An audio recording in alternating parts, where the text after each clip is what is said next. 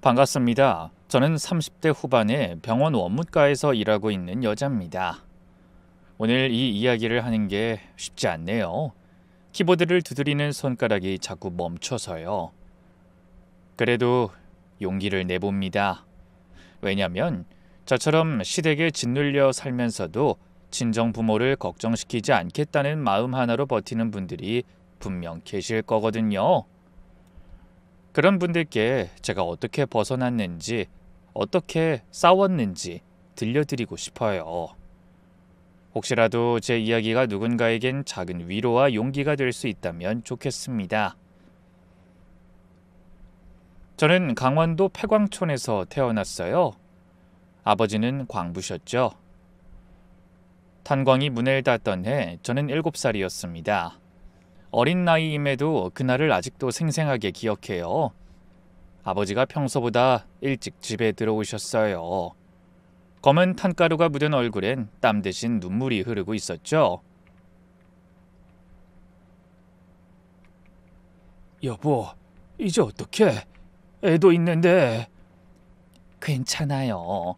우리 다시 시작하면 돼요. 지민이 보는데 울지 마세요. 아버지가 엄마를 꼭 안고 우셨어요. 거실 한 구석에서 인형놀이 하던 저는 그때 처음으로 아버지가 우시는 걸 봤던 것 같아요.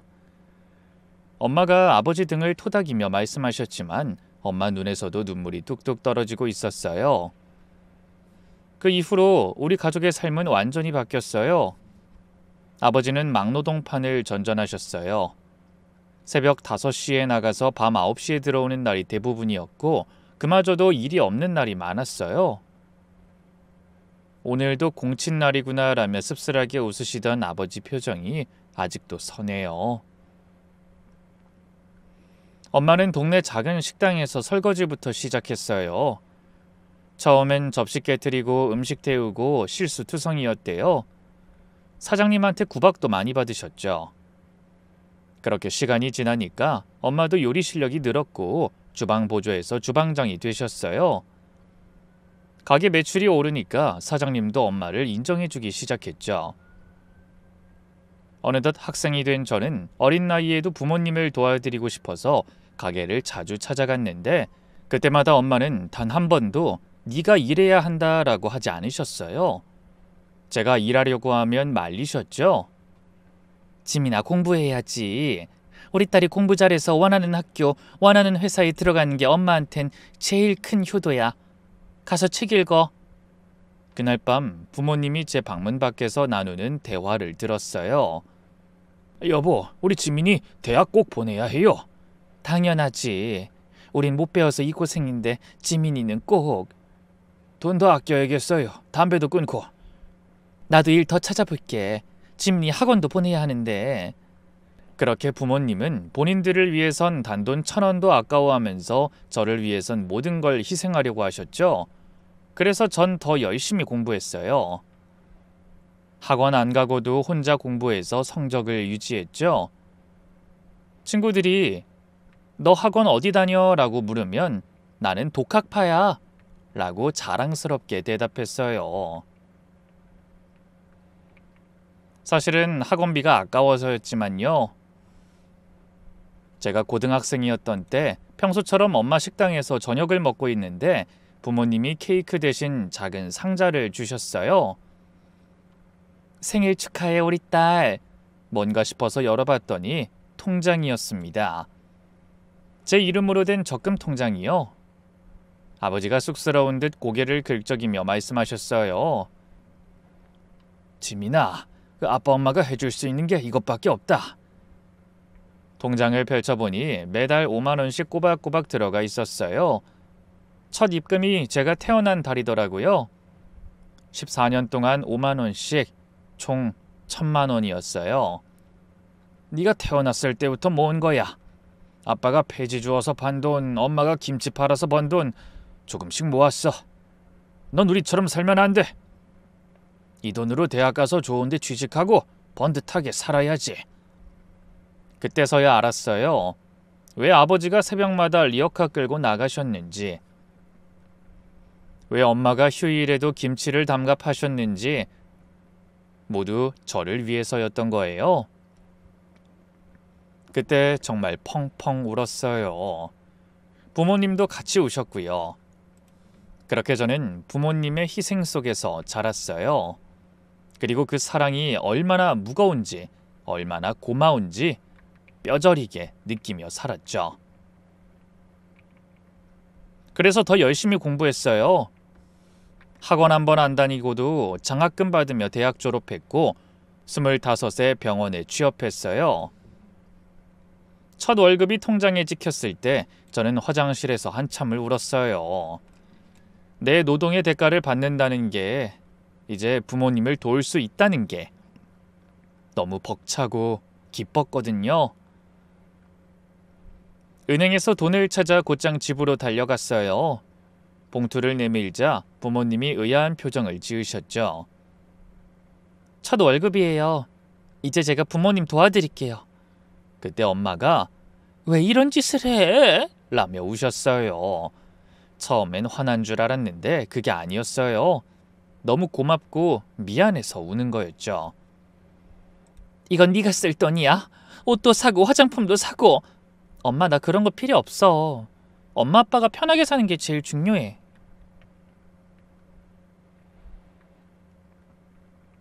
아버지가 말없이 일어나서 제 머리를 쓰다듬으셨어요. 거친 손이었지만 세상에서 제일 따뜻한 손이었죠. 우리가 너한테 준 건 사랑뿐인데 넌 효도로 갚는구나. 그 이후로 전 매달 부모님께 생활비를 드렸어요. 처음엔 50만 원, 월급이 오르면서 70만 원, 100만 원, 보너스 받으면 따로 용돈도 드리고 명절엔 좋은 거 사드리고요. 부모님은 항상 너 시집 갈 때 써야지. 벌 수 있을 때 모아놔. 우린 괜찮아. 라고 하셨지만 전 그게 제 가장 큰 행복이었거든요. 그렇게 3년을 일했을 즈음 친구가 소개팅을 주선했어요. 정말 괜찮은 조건의 사람이라며 친구가 하도 조르는 바람에 마지못해 나갔죠. 한 카페에서 기다리고 있는데 키 큰 남자가 들어왔어요. 검은색 정장에 단정한 헤어스타일이 마음에 들었어요. 증권사 PB라고 하는데 그쪽 분야는 잘 모르지만 안정적인 직업이라고 하더라고요. 명문대 출신에 집안도 좋고 소위 말하는 엄친아였어요. 너무 완벽해서 오히려 부담스러웠죠. 이런 사람이 왜 나 같은 사람이랑 소개팅을? 커피를 마시며 이런저런 얘기를 나눴어요. 처음엔 어색했는데 이야기를 나누다 보니 편안한 사람이더라고요. 무엇보다 제 이야기를 진지하게 들어주는 게 좋았어요. 그렇게 일 얘기, 취미 얘기를 하다가 가족 얘기가 나왔는데 순간 고민했죠. 솔직하게 말할까 아니면 첫 만남이니 우선은 적당히 둘러댈까? 하지만 거짓말은 하고 싶지 않았어요. 저는 강원도 폐광촌 출신이에요. 부모님은 작은 식당 하시고 솔직히 형편이 넉넉하진 않아요. 말하면서도 상대방 표정을 살폈어요. 보통 남자들은 이런 얘기 들으면 표정이 미묘하게 바뀌거든요. 아, 집안이 별로구나 하는 표정. 실제로 전에 만났던 남자들은 대부분 그랬어요. 아, 그렇구나 하고 말끝을 흐리거나 갑자기 시계를 보거나. 근데 그 사람은 달랐어요. 부모님 생각하는 마음이 예쁘네요. 요즘 그런 사람 드물잖아요. 부모님 이야기할 때 눈빛이 반짝반짝한 거 모르시죠? 정말 사랑하시는구나 싶었어요. 순간 가슴이 뭉클했어요. 제가 부모님 얘기할 때 그런 표정을 짓는다는 걸 처음 알았거든요. 부모님한테 베푸는 게 당연해서요. 저한테는. 당연하다고 생각하지만 실천하는 사람은 많지 않죠. 전 그런 사람이 좋아요. 그렇게 만남이 시작됐습니다. 만난 지 한 달 정도 됐을 때 작은 사건이 있었어요. 추석이 다가오는데 제가 무심코 한숨을 쉬었거든요. 왜? 무슨 걱정 있어? 아니, 명절 때 친정에 뭘 사가야 할지 고민돼서 매번 비슷한 것만 사갔거든. 민기 씨가 잠시 생각하더니 이렇게 말했어요. 그럼 같이 고르러 가자. 내가 잘 아는 곳 있어. 나도 추석 선물 사야 하니까 같이 사면 더 싸게 살 수 있어. 그래서 같이 갔는데 정말 좋은 걸로 골라주더라고요. 한우도 과일도 제일 좋은 걸로요. 제가 이건 너무 비싼데 라고 하니까 명절인데 좋은 거 드셔야지 라고 하는 거예요. 계산할 때 제가 지갑을 꺼내니까 민기 씨가 먼저 카드를 내밀었어요. 내가 낼게. 이건 우리 부모님 거잖아. 내가 내야지. 아직 사위는 아니지만 미리 연습한다고 생각하면 안 될까? 순간 심장이 쿵 했어요. 사위라니. 아직 사귄 지 한 달밖에 안 됐는데 그런 말을 하다니.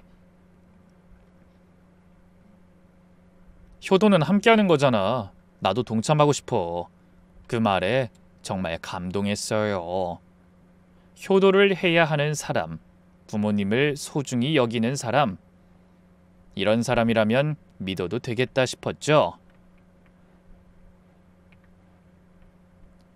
실제로 민기 씨는 자기 부모님께도 극진했어요.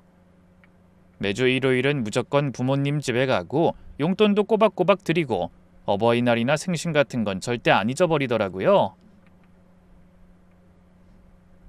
부모님 공경하는 게 인간의 기본이야. 그것도 못한 사람이 뭘 할 수 있겠어. 그게 그의 신조였어요. 저도 깊이 공감했고요. 교제한 지 어느새 1년이 됐을 때 민기 씨가 제 집에 인사드리러 가겠다고 했어요. 벌써? 아직 이른 거 아니야? 진지하게 만나고 있으니까 인사드리는 게 맞지. 부모님께 허락받고 싶어. 그래서 함께 강원도로 내려갔어요. 작고 낡은 단독주택, 대문 페인트는 벗겨져 있고 지붕은 슬레이트. 창피했지만 민기 씨는 오히려 이렇게 말했어요. 정겨워 보여. 우리 집은 아파트라 이런 정치가 없거든. 민기 씨와 부모님이 인사를 나눈 뒤 함께 식사를 했어요. 엄마가 차린 밥상은 소박했어요. 된장찌개, 제육볶음, 나물 몇 가지. 특별한 건 없었지만 정성이 가득했죠.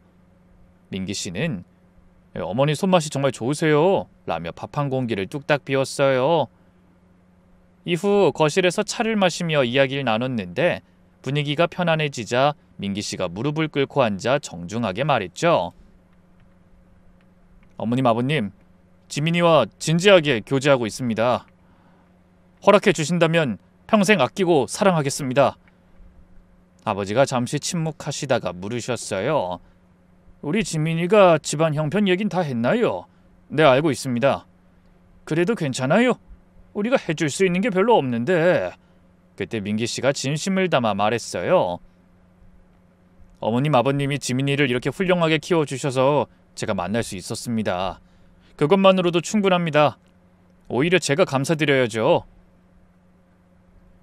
지민이가 고생 많이 했어요, 우리 때문에. 아버님, 지민이 부모님 덕분에 이렇게 좋은 사람이 됐어요. 제가 잘 모시겠습니다. 부모님은 사실 처음엔 민기 씨의 조건이 너무 좋아서 부담스러워하셨지만 실제로 만나보니 정말 괜찮은 사람 같다며 결국 결혼을 허락해 주셨죠.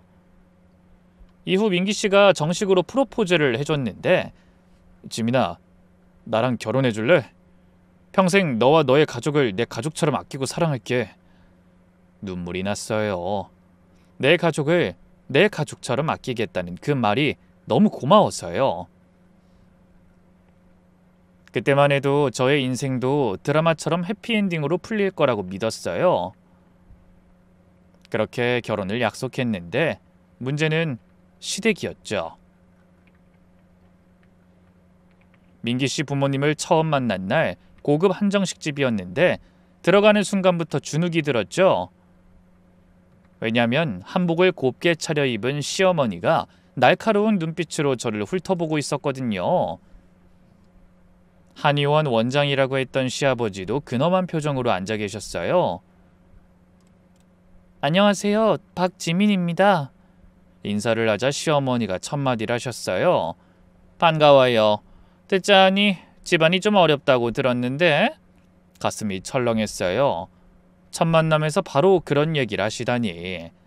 네, 경제적으로는 변변치 못하지만 그래도 화목한 가정입니다. 그래요. 뭐 요즘은 집안보다 사람이 중요하다고들 하니까. 말은 그렇게 하시면서도 표정은 영 못마땅하다는 게 보였어요. 식사하면서도 계속 저를 떠보는 듯한 질문을 하셨죠.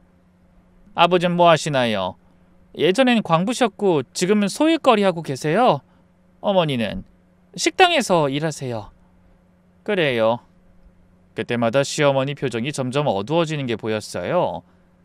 민기 씨가 중간에서 엄마, 지민이 병원에서 일해. 능력도 좋고 라고 말했지만 시어머니는 듣는 둥 마는 둥 하셨죠. 의사나 간호사도 아니면서 무얼 이런 식으로요. 식사가 끝나갈 무렵 시어머니가 대뜸 이런 말씀을 하셨어요. 결혼하려면 조건이 있어요. 네? 친정엔 돈 쓰지 말 것. 시집 재산은 시집 것이니까. 한 집안이 되면 돈이 밖으로 새나가면 안 돼요. 순간 귀를 의심했어요. 제가 제 돈을 어디에 쓰든 그게 왜 조건이 되는 거죠? 민기 씨도 당황해서 엄마 그건 너무한 거 아니야? 라고 했더니 시어머니가 날카롭게 쏘아붙였죠. 너는 부모 마음을 몰라. 며느리가 친정에 빠지면 가정이 무너져. 이미 그런 집 많이 봤어. 그래도 엄마. 그리고 하나 더. 시댁 생활비는 어느 정도 보태야 해요. 이전부터 봤던 게 있거든요. 우리도 나이 들어가는데 노후 준비해야지. 그때 정말 어이가 없었어요. 한의원 원장이면 충분히 여유 있을 텐데 왜 아들한테 생활비를 요구하는 거죠? 그것도 친정엔 돈 쓰지 말라면서요. 어이가 없어서 말문이 막히더라고요. 그렇게 아무 말도 하지 못하고 자리를 끝냈죠. 밖에 나와서 민기 씨가 제 손을 꼭 잡으며 미안해했어요. 미안해. 우리 엄마가 원래 좀 그래. 결혼하고 나면 달라질 거야. 나 솔직히 너무 걱정돼. 내가 다 책임질게. 우리 엄마 말 들을 필요 없어. 내가 중간에서 잘 막을게. 그 말을 믿었어요. 민기 씨를 사랑했으니까요. 하지만 집에 돌아와서 밤새 고민했죠. 이런 집안에 들어가도 될까? 다음날 부모님께 전화했어요. 엄마, 시댁에서 결혼 조건이 있대. 친정에 돈 쓰지 말래. 그리고 시댁 생활비는 보태야 한다네. 전화기 너머로 엄마의 한숨 소리가 들렸어요.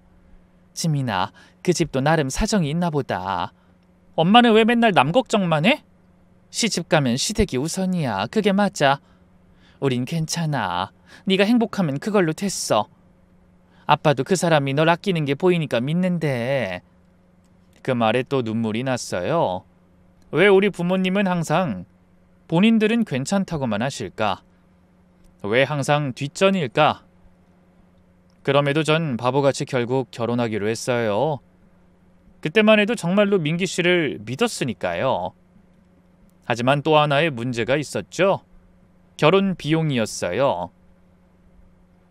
한의원이 어려워서 우리 집은 결혼식 비용 못 내. 시어머니의 말씀이었어요. 민기 씨가 그럼 제가 대출 받아서 라고 하니까 시어머니가 이렇게 말씀하셨어요. 대출? 빚지고 시작하는 거야? 그럼 지민이 쪽에서 좀 보태던가. 기가 막혔지만 민기 씨가 괜찮아, 내가 다 할게 라고 해서 넘어갔어요. 그런데 그날 밤 부모님한테서 전화가 왔어요. 내일 집에 와, 줄 게 있어. 다음날 집에 갔더니 부모님이 낡은 봉투를 하나 주셨어요. 이게 뭐야? 열어봐. 무려 3천만 원이었어요. 평생 모은 돈이었죠. 엄마 아빠 이거 너 시집 갈 때 주려고 모은 거야. 평생 받은 것밖에 없어서 이것뿐인 게 오히려 미안하다. 싫어. 이건 정말 안 돼. 이거 엄마 아빠 노후 자금이야. 우리 딸이 시집 가는데 빈손으로 못 보내지. 그래도 엄마 아빠잖아. 우리 딸 믿지고 시집 가면 안 되지. 그럼 나중에 무시당해. 그 돈이 부모님 전 재산인 걸 알면서도 부모님 자존심을 지켜드리려고 결국 받았어요. 지금도 그때 생각하면 가슴이 먹먹해집니다. 결혼식은 남편이 대출받은 돈과 부모님이 주신 돈으로 치렀어요. 시댁은 한 푼도 보태지 않았지만 하객은 시댁이 70%였죠. 우리 쪽 하객 축의금은 우리가 가져가야지. 시어머니의 말씀이었어요. 기가 막혔지만 참았어요. 이제 시작인데 벌써부터 사이가 틀어지면 안 되니까요. 결혼하고 남편 전셋집에서 신혼을 시작했어요. 남편 집이 둘이 살기에 딱 좋은 크기였거든요. 그런데 시어머니는 입주하자마자 내 아들 집이라며 수시로 들락거리기 시작했어요. 찌민아, 왜 이렇게 정리를 못해? 내가 알려줄게. 아니, 냉장고 정리는 왜 이래? 음식 상하겠어. 청소는 이렇게 하는 거야. 내가 아들 키울 때 하루가 멀다고 와서는 이것저것 간섭하셨어요. 처음엔 시어머니니까 하고 참았지만 점점 숨이 막혔죠. 어머님, 저도 나름대로 하고 있어요. 나름대로? 그게 아니라 제대로 해야지. 주말마다 시댁 가서 대청소하는 것도 힘들었어요. 시누이는 미국에 산다며 1년에 한 번 정도만 잠깐 왔다 가는데 저는 매주 가서 각종 청소에 요리, 김장까지 도왔죠. 친정은요? 명절 때 잠깐, 그것도 눈치 보며 다녀왔죠. 한 번은 주말에 가족 모임에 가려고 했더니 시어머니가 이렇게 말씀하시는 거예요. 벌써 또 친정 가? 넌 우리랑 있는 게 불편한가 봐? 아니에요, 어머님. 부모님 결혼기념일이라 같이 식사하려고 가는 거예요. 결혼기념일은 매년 있는 거고 전화로 안부 전하면 되지. 굳이 가야 해? 아니, 그 나이에 결혼기념일이 뭐가 중요하다고. 결국 그날도 못 갔어요. 엄마한테 전화했더니 괜찮아. 너희가 잘 사는 게 효도야. 라고 하셨지만 전 정말 괜찮지 않았어요. 속이 매일 끓어올랐거든요. 명절은 더 가관이었어요. 평소엔 요즘 누가 전부쳐 다 사 먹지 라고 하시다가 막상 명절이 되면 이렇게 변하셨죠. 그래도 명절엔 며느리가 한 게 맛있지. 정성이 들어가잖아. 새벽에 일어나 전 부치고 나물 무치고 탕국 끓이고 오랜만에 온 시누이는 그마저도 애봐야 한다며 거실에서 TV나 보고 있었죠. 온종일 부엌에서 일하고 나면 허리가 끊어질 것 같았어요. 형님, 좀 도와주세요. 어머, 난 애봐야 해. 애가 엄마를 찾잖아. 시누이 애는 이미 초등학생이었는데도 그런 핑계를 댔어요. 한 번은 제가 시어머니께 형님도 일 거들게 해주세요 라고 했더니 버럭 하시는 거예요. 쟤는 미국에서 오느라 힘들잖아. 넌 가까이 사니까 할 수 있지. 저는 가까이 살고 매일 하니까 더 힘들죠. 그리고 직장까지 다니잖아요, 전. 직장? 그건 돈 벌려고 다니는 거잖아. 이건 가정을 위한 일이고. 그 말에 할 말을 잃었어요. 제가 일하는 게 그렇게 하찮은 건가 싶어서요. 그렇게 참고 또 참으며 시간이 흐르고 어느덧 저는 건강한 아들을 낳았어요. 우리 준이. 세상에서 제일 예쁜 내 아기. 출산 후 친정엄마가 산후조리 도와주러 오시려고 했는데 시어머니가 펄쩍 뛰셨어요. 사돈이 왜 와? 내가 있는데. 어머니도 연세가 있으시잖아요. 엄마가 도와주시는 게 더 편하죠. 뭐? 내가 늙어서 못한다는 거야? 결국 하도 난리를 쳐대서 친정엄마는 아기 얼굴만 보고 가시고 시어머니가 오셨어요. 그런데 도움은커녕 더 힘들었죠. 애 우는데 왜 안 달래? 젖 물려봐. 방금 먹였는데. 그럼 기저귀 갈아봐. 아니면 안아서 재워봐. 하루 종일 이래라 저래라 지시만 하시고 정작 아기는 한 번도 안 봐주셨어요. 오히려 제가 시어머니 식사까지 챙겨야 했죠. 그러면서도 요즘 엄마들은 애 하나 갖고 왜 이렇게 난리야. 나 때는 애 둘 낳고도 집안일 다 했어. 라고 하시는 거예요. 아이가 좀 크니까 시어머니 간섭은 더 심해졌어요. 요즘은 일하는 엄마가 대세지. 경력도 쌓고 돈도 벌고. 네, 그래서 3개월 후에 복직하려고요. 근데 애는 엄마가 키워야 정서적으로 안정되지. 특히 3살까진 중요해. 말이 되나요? 일도 하고 육아도 완벽하게 하라는 거잖아요. 그러면서 내가 낮에 봐줄 테니 마음 편히 일해 라고 선심 쓰듯 말씀하셨는데 막상 아이를 맡기니 이런 말이 나왔어요. 아이 봐주는 것도 일이다. 어린이집 교사도 월급 받잖니? 그렇게 매달 150만 원씩 받아가기 시작했어요. 어린이집 비용의 3배였죠. 어머니, 150만 원은 좀 많지 않나요? 많긴 뭐가 많아. 남한테 맡기면 더 들어. 그리고 할머니 손이 최고야. 한 번은 그럼 어린이집에 보낼게요 라고 했더니 이렇게 말씀하시는 거예요. 시어머니한테 애 맡기기 싫다는 거야? 내가 그렇게 못 믿어워? 그렇게 나오니 할 말이 없었어요. 금액 협상도 절대 불가였죠. 제가 말 한마디 하면 10마디를 하니 나중엔 질려버리더라고요. 결국 매달 150만 원씩 드렸죠. 그때부터 생활통장 관리를 남편이 하게 됐고요. 그러던 중 아이가 5살 되던 해 친정아버지가 쓰러지셨습니다. 공사장에서 일하시다가 갑자기 쓰러지셨는데 허리 디스크가 심각하게 악화됐대요. 수술 안 하면 하반신 마비 올 수 있습니다. 의사 선생님 말씀에 온몸에 힘이 빠졌어요. 수술비도 꽤 많이 나왔죠. 엄마는 걱정하지 말라고 했지만 그럴 수가 있나요? 있는 돈 없는 돈 끌어모아 제게 보태주셨으니 분명 여유가 없었을 테죠. 내가 해결해야 해. 그런데 통장은 남편이 관리하고 있어 불가능하니 결국 제가 비상금으로 몰래 모아둔 돈을 탈탈 털고 소액 대출을 받아 간신히 마련했죠. 수술은 다행히 잘 끝났어요. 병실에서 아버지가 미안해하시는 걸 보니 가슴이 찢어졌죠. 지민아, 아빠 때문에 또 고생시켜서. 무슨 소리예요? 아빠가 건강한 게 제일 중요하지. 그런데 집에 돌아오니 시어머니가 와 계셨어요. 뭔가 낌새를 채신 것 같았죠. 요즘 네가 좀 예민한 것 같아서 내가 대신 왔다. 무슨 일 있니? 아니에요. 그냥 좀 피곤해서. 무슨 일 있으면 다 얘기해. 우리가 남이야? 우선은 그냥 넘어갔지만 늘 불안했어요. 언젠가는 들킬 것 같아서요. 또다시 시간이 흘러 저는 회사에서 과장으로 승진했어요. 병원 원무과에서 최연소 과장이었죠. 동료들이 축하해주고 케이크도 잘라주고 정말 기뻤어요. 부모님께 전화했더니 너무 좋아하셨죠. 우리 딸이 과장이 됐구나. 정말 자랑스럽다. 시어머니도 처음엔 좋아하셨어요.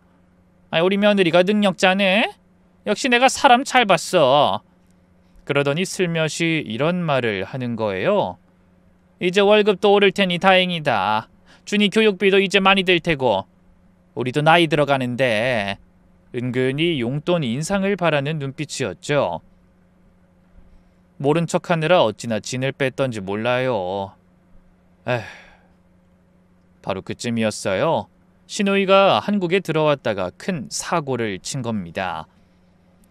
미국에서 뭔가 대단한 사업을 한다고 늘 자랑했었는데 알고 보니 다단계였고 투자자들 돈을 날려먹고 도망 온 거였어요. 어느 날 저녁 시어머니한테서 다급한 전화가 왔어요. 시누이가 사기 혐의로 고소당할 위기에 처했다는 거예요. 합의금이 필요한데 그 돈이 무려 2천만 원이라는 거였어요. 어머니, 그건 형님네가 해결해야 할 일 아닌가요? 그게 그렇게 간단해? 가족이 힘들 때 도와야지. 제가 확실히 대답하지 않자 다음날 시어머니가 집으로 오셨어요. 눈이 퉁퉁 부어있는 채로요. 평소와 다르게 정말 사근사근해 보였죠. 지민아, 2천만 원만 빌려줄 수 없을까? 아무래도 그렇게 큰 돈이...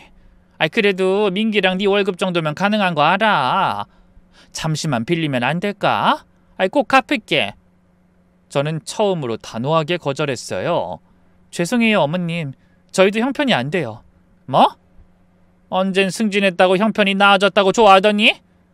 그래도 2천만 원은 너무 큰 돈이에요. 준이도 있고 앞으로 저희 열심히 모아야 해요. 그리고 그 돈 언제 받을지도 모르는 거잖아요. 시어머니 얼굴이 싹 변했어요. 너 지금 시누이 죽으라는 거야? 그게 아니라 가족이 이렇게 힘든데 모른 척해? 그날 시어머니는 아주 집을 뒤집어 엎고 화를 내다 겨우 돌아가셨죠. 그리고 그날 밤 남편이 집에 들어오자마자 폭탄 선언을 했어요.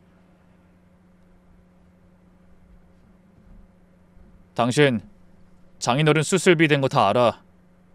심장이 쿵 내려앉았어요. 그걸 당신이 어떻게 알았어? 저번에 장인어른한테 안부 전화했다가 알았어. 그땐 가족이니까 이해하려고 했지. 근데 네가 우리 누나 일엔 이렇게 차갑게 구니까 솔직히 섭섭하다. 이건 아니잖아. 남편 표정이 무서웠어요. 배신감에 가득 찬 눈빛이었죠. 그건 내 돈이야. 내가 결혼 전부터 조금씩 모아온 비상금이라고. 그리고 아빠는 수술 안 하면 못 걷게 된다고 했어. 근데 형님 일은 상황이 다르잖아. 액수도 아빠 수술비보다 4배는 된다고. 우리 엄마도 가족이잖아. 엄마랑 누나가 지금 얼마나 힘든지 알아? 왜 차별해? 차별이라니. 내 돈으로 내 부모 수술비 낸 게 차별이라니. 잘 설명해도 말귀를 못 알아먹더라고요. 이미 제 말은 들리지 않는 것 같았죠. 그만큼 남편은 단호했어요. 내일 당장 공용통장에서 2천만 원 빌려줘. 안 그럼 엄마가 계속 우리 집에 올 거야. 지금 협박하는 거야? 만약 형님이 그 돈 못 갚으면? 갚겠지. 미국 가서 돈 벌어서. 결국 남편도 남의 편, 시댁 편이더라고요. 시간이 지나니 이제야 남편의 본 모습이 보이는 것 같았어요. 결국 우리는 2천만 원을 시누이에게 빌려주게 됐어요. 당연히 차용증 같은 건 없었죠. 고마워, 이케. 정말 미안해. 꼭 갚을게. 시누이는 그렇게 말하고 일주일 후에 다시 미국으로 떠났어요. 그 후로 연락 한 통 없었고요. 아니, 정확히는 전화번호를 바꿔서 연락이 안 됐어요. 그 일이 있고 나서 저는 많이 변했어요. 더 이상 시댁 눈치 보면서 살고 싶지 않았습니다. 그러다 작년 초였죠. 병원에서 건강검진을 받던 친정엄마한테서 다급한 전화가 왔어요. 목소리가 떨리고 있었는데 뭔가 심상치 않았죠. 엄마, 무슨 일이야? 왜 그래? 병원에서 검사 결과가 나왔는데 폐에 뭔가 있대. 조직검사 해봐야 한다네. 순간 온몸에 소름이 돋았어요.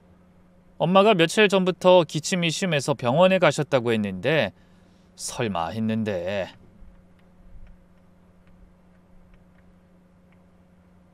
그날 저는 회사에서 아무것도 할 수 없었어요. 손이 계속 떨리고 눈물이 자꾸 났어요. 동료들이 괜찮아? 라고 물어봤지만 대답할 수가 없었어요. 일주일 후 조직검사 결과가 나왔어요. 악성 종양 폐암 2기였어요. 즉시 수술이 필요하다고 했죠. 수술하면 완치 가능성이 높습니다. 다행히 전이는 없어요. 의사 선생님 말씀에 조금은 안심했지만 문제는 수술비였어요. 2천만 원. 시누이한테 빌려준 돈과 똑같은 액수였죠.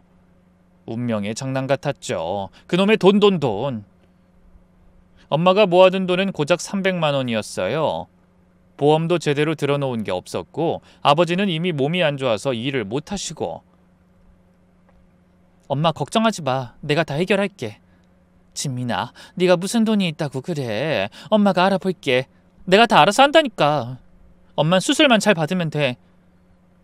이젠 정말 남편이나 시댁 눈치 같은 거 안 보기로 했으니 망설여질 게 없었어요. 어차피 내 엄마 목숨이 달린 일인데 뭐가 중요하겠어요. 우선 퇴직금 중간 정산을 신청했어요. 병원에서 오랫동안 일했으니 1,000만 원 정도 나올 거라고 했어요. 그리고 그동안 아들 앞으로 제가 혼자 부어뒀던 적금도 다 깼어요. 그래도 500만 원 정도 모자르더라고요. 결국 은행에 가서 대출 상담을 받으려고 했는데 고객님, 이미 5천만 원 대출이 있으신데요? 네? 그게 무슨... 전 대출 받은 적이 없는데요. 확인해보니 제 명의로 5천만 원 마이너스 통장이 개설돼 있었어요. 개설일은 시누이한테 돈 빌려줄 때쯤이었죠. 이거 제가 신청한 게 아닌데요. 서류상으로는 고객님 도장이 찍혀 있네요. 손이 떨렸어요. 설마 했는데 남편이 제 도장을 위조해서 대출을 받은 거였어요. 용도를 확인하니 한의원 운영자금이라고 되어 있었고요. 시아버지 한의원에 쓴 거구나.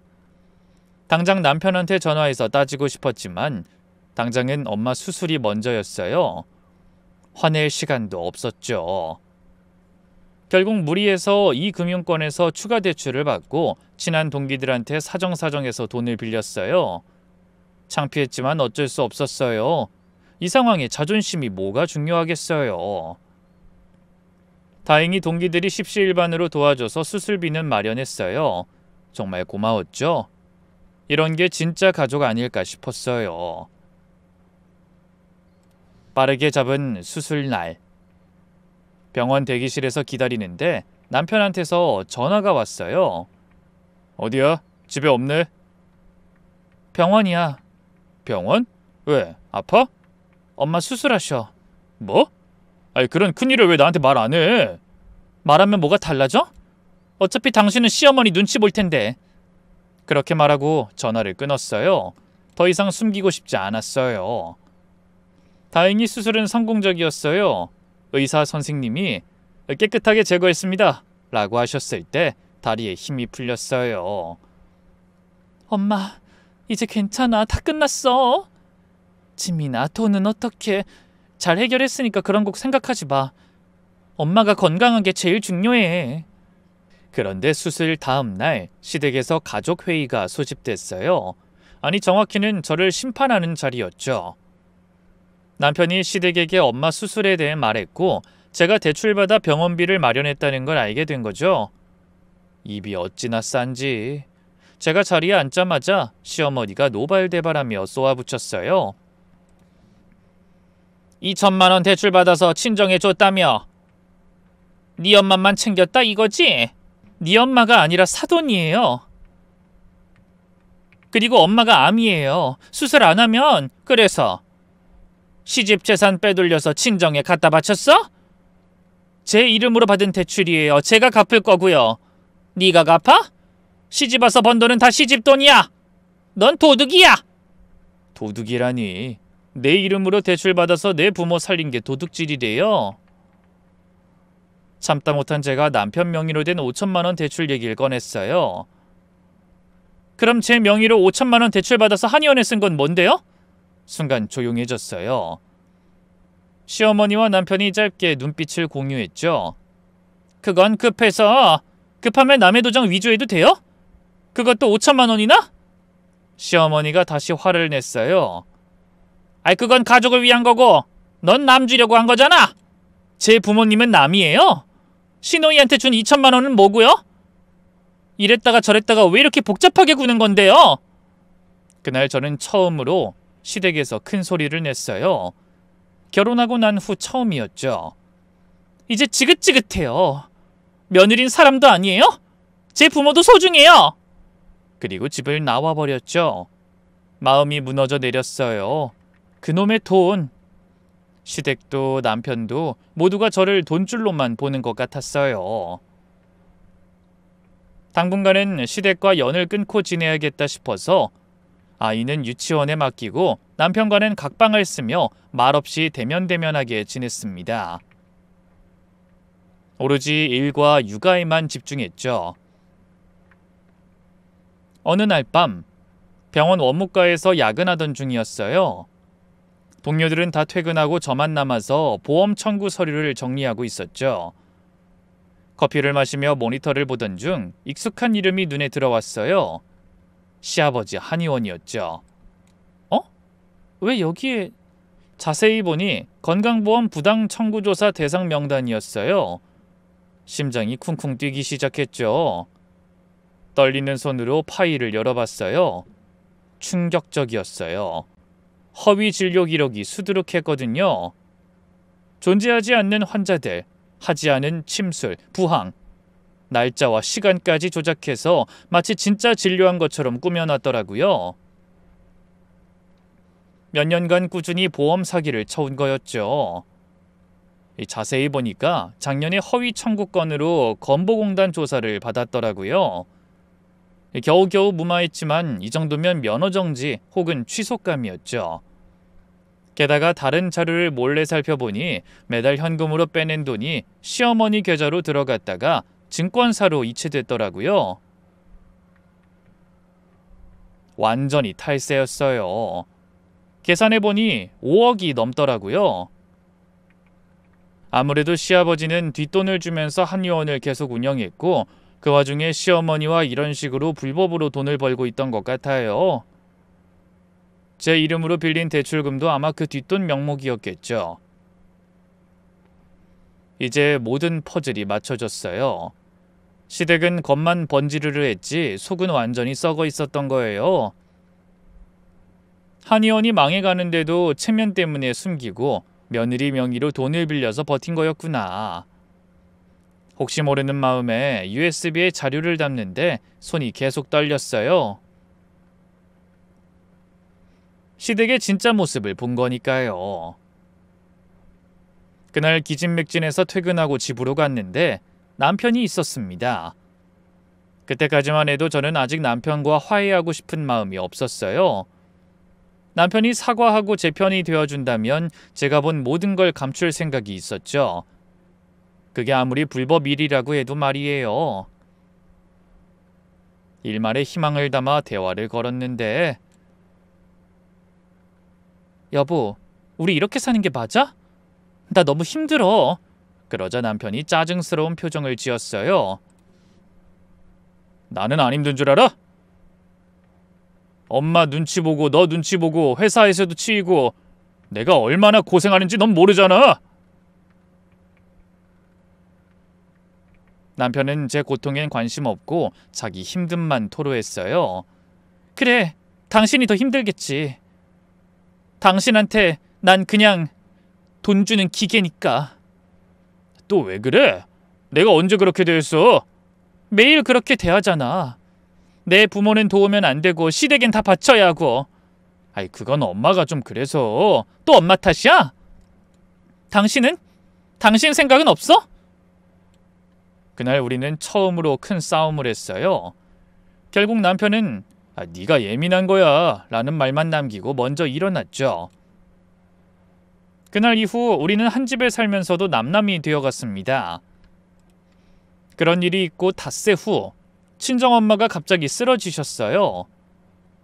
수술 후유증으로 안정이 필요한 상태였죠. 저는 매일 병원을 오가며 간호해야 했어요. 어느 날 오후 병실에서 엄마 손을 잡고 있는데 시어머니가 나타나셨어요.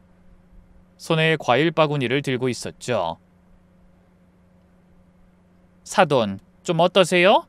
엄마가 힘겹게 고개를 들었어요. 아이고, 사돈 어르신이 어떻게 병문안 온 거죠? 어찌나 불편하던지 전 그냥 고개만 숙이고 있었어요. 혼자 신나서 떠들던 시어머니가 이런저런 이야기를 하다가 어느새 침묵하더니 갑자기 표정을 바꿨어요. 사돈, 근데 말이에요. 우리 민기랑 지민이가 준 돈 갚으셔야죠. 병실 분위기가 얼어붙었어요. 엄마 얼굴이 하얗게 질렸죠. 네? 그게 무슨... 2천만 원이요. 지민이가 우리한테 말도 없이 대출받아서 준 그 돈, 그거 우리 집 돈이에요. 엄마는 그제야 제가 빚까지 내서 도운 걸 아셨어요. 충격받은 표정으로 저를 봤죠. 전 너무 황당하고 당황스럽고 화가 나서 말문이 막힐 지경이었어요. 지민아, 정말이니? 네가 빚까지... 어머님 지금 이게 뭐 하는 짓이에요? 엄마 괜찮아, 신경 쓰지 마. 우리 때문에 시집에서 구박받는구나.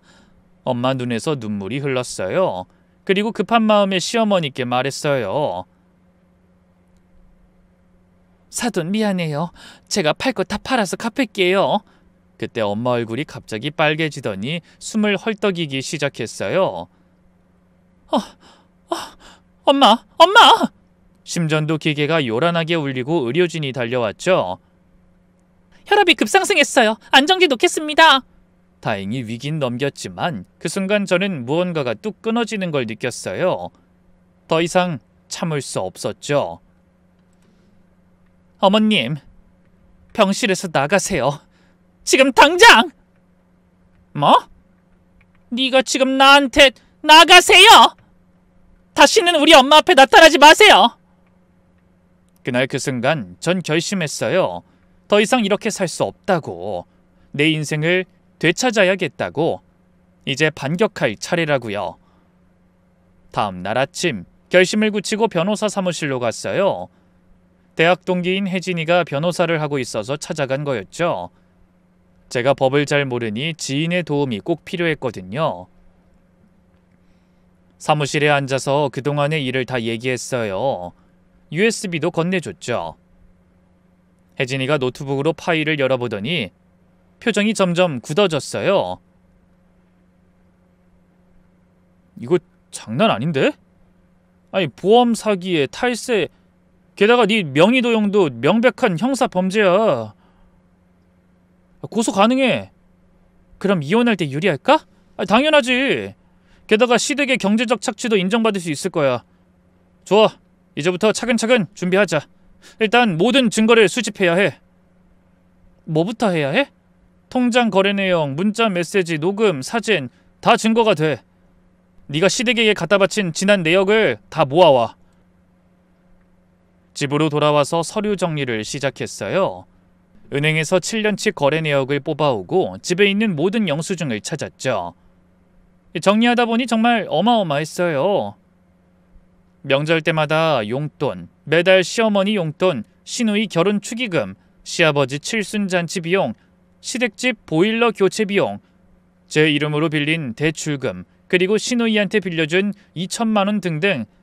계산기를 두드리다 손이 멈췄어요. 총액이 1억 7천만 원이었거든요. 내가 이렇게 많이... 그런데 제가 친정에 쓴 돈은 아버지 수술비 500만 원, 엄마 수술비 2천만 원. 그게 전부였어요. 그것도 시댁 눈치 보며 몰래 도운 거고요. 서럽고 억울해서 눈물이 쏟아졌어요.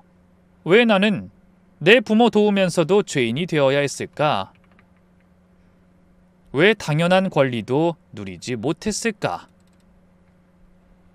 그날부터 저는 아들을 데리고 친정에서 지내기 시작했어요. 엄마는 몸이 좋지 않았지만 저와 준이를 반갑게 맞아주셨어요. 어머, 우리 준이 왔네? 할머니가 맛있는 거 해줄게. 엄마, 아프신데 무리하지 마세요. 아프긴 뭐가 아파.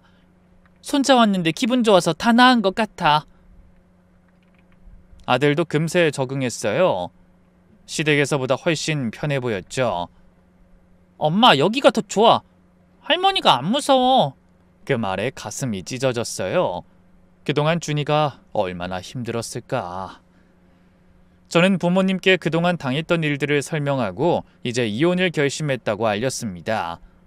그러자 이번엔 부모님도 절 말리지 않으셨죠. 이제 제 마음에 걸리는 일은 아무것도 없었어요. 저는 일을 계속하며 증거를 모으기 시작했어요. 위조된 도장, 대출 서류, 그동안의 금전 거래 내역들을 하나하나 정리했죠. 먼저 병원에서 얻은 시댁의 비리 자료를 정리했어요. 시아버지의 보험 사기, 시어머니의 탈세, 증거는 충분했죠. 준비가 완료된 후 저는 곧장 제 명의 도용권으로 경찰부터 신고했어요. 사문서 위조와 사기 혐의로요. 네, 이런 경우는 처벌이 가능합니다. 증거만 확실하다면요. 증거는 충분해요. 그 이후엔 건강보험공단에 시아버지의 비리를 제보했고 불법 의료행위는 보건소에도 신고했어요. 국세청엔 시어머니의 탈세를 신고했죠. 너무 큰일이라 겁이 났지만 친구 혜진이가 있어 순서대로 계획에 맞춰 진행할 수 있었어요. 그리고 혜진이를 통해 이혼 소송과 손해배상 소송을 동시에 진행했죠. 이 정도 증거면 충분해. 재산 분할과 위자료 그리고 양육권도 문제 없을 거야. 하지만 진짜 복수는 따로 있었어요. 시댁이 가장 중요하게 여기는 체면을 무너뜨리는 거였죠. 저는 만반의 준비를 하고선 한의사협회와 지역의사회에 모든 자료를 보냈어요. 존경받는 한의사의 불법 의료행위라는 제목으로요. 그리고 시댁, 동네, 부녀회 회장님께도 슬쩍 정보를 흘렸죠. 그분이 동네 방송국 같은 분이었거든요. 어머, 정말이에요? 그 도도한 여사님 댁이? 네, 다 증거가 있어요. 하루 만에 온 동네에 소문이 퍼졌어요. 그러자 시어머니가 저에게 연락을 해 만나달라고 사정사정 하더라고요. 약속한 장소로 나가보니 예전에 그 도도하고 당당하던 모습은 온데간데 없었죠.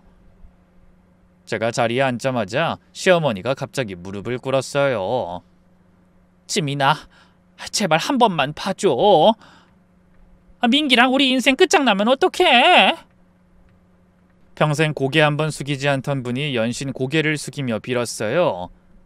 어머니 일어나세요. 고소 취하해줘. 제발. 내가 뭘 잘못했는지 이제 알겠어. 그때 남편도 테이블로 다가왔어요. 아마 멀리서 지켜보고 있던 것 같은데 처음 보는 초췌한 모습이었어요. 며칠 사이에 살이 쭉 빠지고 수염도 깎지 않았더라고요. 지민아, 이번엔 남편이 무릎을 꿇고 앉았어요. 난 이혼 생각해 본 적 없어. 정말 당신을 사랑해. 이제 와서? 엄마 편 든 건 그래야 빨리 끝날 것 같아서 그런 거야. 내가 왔다 갔다 하면 싸움이 길어질 것 같아서. 근데 내가 바보였어. 이제야 나도 얼마나 큰 잘못을 했는지 정말 깊이 알았어. 그래서? 남편이 울먹이며 말을 이었어요. 다시 시작하자. 부모님이랑 거리 두고 살게. 아예 따로 살아도 돼. 생활은 전부 다 네 마음대로 해. 친정 부모님 모시고 살아도 좋아. 시어머니도 거들었어요. 그래, 내가 다 잘못했어. 너희 친정 찾아가서 사돈한테 사과도 할게. 하지만 이미 마음이 떠난 후였어요. 그동안 쌓인 배신감과 상처는 그런 말로 치유될 수 없었죠. 7년이에요. 7년 동안 당신들은 뭐 했어요? 미안해 여보, 정말 미안해. 내가 나약했어. 나약한 게 문제가 아니야. 당신은 단 한 번도 내 편이 되어준 적 없어. 남편이 고개를 떨궜어요. 준이는 어떡해. 아빠 없이 크면 걱정 마. 저런 시댁에서 크는 것보다 100배 나을 테니까. 하도 저를 붙잡고 울고불고 애원하길래 결국 저는 조건부 합의를 제시했습니다. 고소 취하해 드릴게요. 대신 조건 있어요. 뭐든 드릴게. 뭐든. 첫째, 깨끗한 이혼. 둘째, 양육권은 제가 갖는 걸로. 셋째, 위자료 5천만 원과 양육비 월 200만 원. 넷째, 그간 내가 시댁한테 준 돈 전부 되돌려주기. 그리고 마지막으로 앞으로 나랑 우리 친정에 절대 연락하지 않는 것. 특히 엄마한텐. 아니면 끝까지 가도 돼요. 시아버지는 감옥 가실 거고 어머니도 탈세로 실형 가능하다던데요. 남편이 급히 말했어요. 알았어, 다 들을게. 그 대신 고소는 취하해줘. 그렇게 남편을 고소하는 건 취하했어요. 근데 아들이 정신을 못 차렸는지 뻔뻔하게도 제 돈을 못 돌려주겠다고 하더라고요. 결국 마지막까지 이혼 소송을 가기로 했죠. 역시 사람은 쉽게 변하지 않나 봐요. 그날 친정엄마한테 이야기했어요. 엄마, 이제 다 끝났어. 걱정하지 마. 그래, 우리 딸 고생 많았어. 엄마 목소리에 안도가 묻어났어요. 이제 정말 끝이구나. 새로운 시작이구나. 이혼 소송은 그 후에 시작됐어요. 첫 재판날 법정에 들어서니 다리가 떨렸어요. 괜찮아. 침착하게 사실만 말하면 돼. 혜진이가 곁에서 격려해줬어요. 판사님 앞에서 지난 7년간의 이야기를 다 했어요. 시댁에게 들었던 폭력적인 이야기들과 시댁에 들어간 돈, 친정을 도우려다 겪은 일들, 경제적 착취. 원고는 7년간 시댁에 총 1억 7천만 원을 지출했습니다. 혜진이가 증거를 하나하나 제시했어요. 반면 친정이는 부모님 의료비 2,500만 원만 지출했고 그것마저도 피고 측의 비난을 받았습니다. 판사님이 남편에게 물었어요. 피고는 원고 명의로 5천만 원을 무단 대출받은 사실 인정합니까? 네, 인정합니다. 이유가 뭡니까? 아버지 한의원이 어려워서 정말 급했습니다. 그럼 원고의 부모가 아플 땐 왜 돕지 못하게 했습니까? 남편이 거짓말로 이리저리 잘 피해가나 했더니 마지막엔 대답을 못했어요. 변호사가 대신 답했지만 설득력이 없었죠. 그건 가족 간 역할 분담이... 역할 분담? 그럼 피고는 처가에 얼마나 도움을 줬습니까? 재판이 진행될수록 제가 유리해졌어요. 증거가 너무 명백했으니까요. 그런데 이혼 소송을 준비하고 신우에게 빌린 돈에 대한 조사 과정에서 신우이의 비리가 드러났어요. 미국 비자가 만료됐는데도 불법 체류 중이었고 한국 투자자들한테 사기친 것도 밝혀졌죠. 이거 국제수배 가능해요. 강제 소환도 되고. 혜진이 말에 저도 결심했어요. 신우이도 신고했죠. 잘못된 건 바로잡아야 하잖아요. 신우이는 결국 미국에서 강제 추방됐어요. 공항에 도착해서 부지런하게도 저에게 곧바로 전화했더라고요. 네가 어떻게 이럴 수 있어? 우리가 가족인데. 가족? 7년 동안 형님이 절 가족으로 대했어요? 그래도 이건 너무하잖아. 2천만 원은 언제 갚을 건데요? 그게 형님도 사기죄로 고소할 수 있어요. 알아요? 내 몫의 돈만 조용히 돌려받을 테니 한국 오자마자 감옥 가기 싫으면 조용히 해요. 그렇게 전화를 끊었어요. 속이 시원했죠. 결국 이혼은 제 뜻대로 됐고 양육권도 제가 가졌어요. 재산 분할로 집을 받았고 위자료 5천만 원도 받았죠. 또한 피고의 명의도용 행위는 형사재판에서 다뤄질 예정입니다. 판사님의 말씀에 남편 얼굴이 사색이 됐어요. 시아버지는 더 큰 타격을 받았어요. 의사 면허가 취소됐고 보험 사기로 억 단위 벌금과 집행유예를 선고받았죠. 피고인은 의사로서의 직업 윤리를 심각하게 위반했습니다. 재판장의 준엄한 선고에 시아버지는 고개를 떨궜어요. 시어머니는 탈세로 추징금을 물게 됐어요. 집을 팔아도 모자라서 결국 개인 파산을 신청할 정도였죠. 이혼 후 저는 위자료와 시댁에게 돌려받을 돈을 모아 준이와 함께 작은 아파트로 이사했어요. 친정 부모님도 모시고요. 지민아, 우리 때문에 고생하는 거 아니야? 엄마가 제게 미안해하시며 말했어요. 무슨 소리예요. 이제야 제대로 된 가정이에요. 정말 그랬어요. 시끄럽고 화려했던 시댁보다 소박하지만 따뜻한 지금이 훨씬 좋았어요. 엄마는 치료를 꾸준히 받으셔서 많이 좋아지셨어요. 지금은 아들을 도맡아 봐주실 정도였죠. 의사 선생님이 이 정도면 완치 가능성이 높대. 정말? 엄마 너무 다행이에요. 아버지도 이젠 편하게 지내세요. 딸한테 이런 신세 지는 게 싫다고 하셨지만 전 이제야 마음이 놓였어요.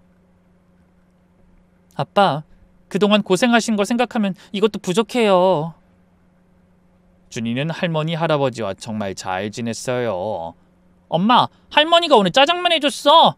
맛있었어? 응, 세상에서 제일 맛있어. 시골 할머니는 맨날 뭐라고만 했는데.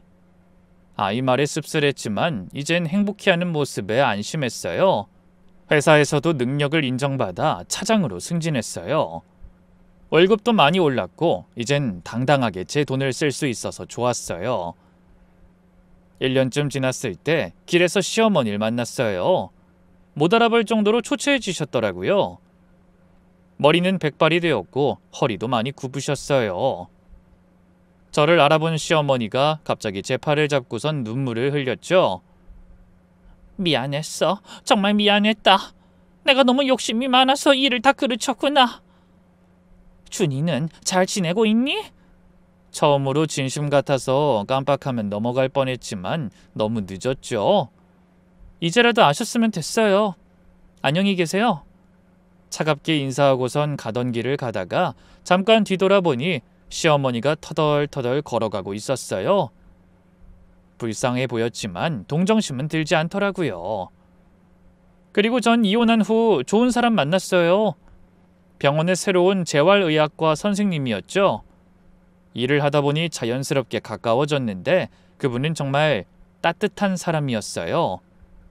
제 상처를 이해해주고 서두르지 않았죠.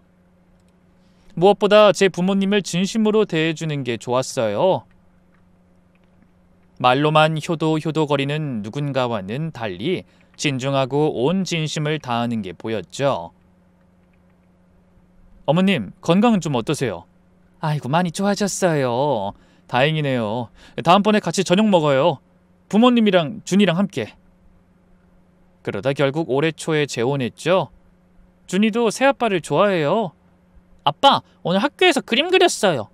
우와, 우리 준이 피카소네. 평범한 일상이지만 너무 행복해요. 가끔 전 남편한테서 연락이 와서 기분을 망칠 때도 있지만요. 준이 좀 보고 싶은데. 법원에서 정한 면접 시간에 보세요. 지민아, 나 요즘 많이 후회해. 우리 다시. 그런 말 하지 마. 난 재혼했고 우린 이제 남이잖아. 혜진이 통해서 들었는데 남편은 재혼했다가 또 이혼했대요. 아마도 시어머니가 똑같이 굴었나 봐요.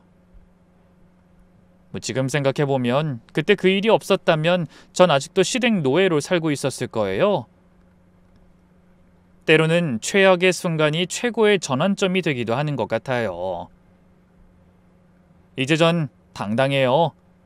부모 사랑하는 마음, 그게 죄가 아니라는 걸 온 세상에 증명했으니까요. 그리고 무엇보다 이제는 진짜 행복하니까요.